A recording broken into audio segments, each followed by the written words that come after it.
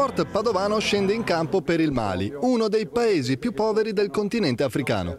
Propizia è stata una serata di beneficenza organizzata dalla Pallavolo Padova, che assieme al Petrarca Rugby e al Calcio Padova ha contribuito con i suoi ospiti a raccogliere fondi a favore del progetto Dogon.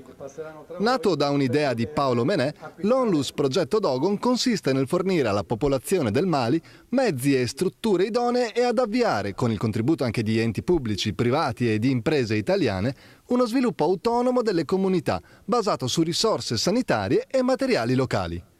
È già stato fatto un mini ospedale dove stanno già operando, stanno già curando tantissime persone.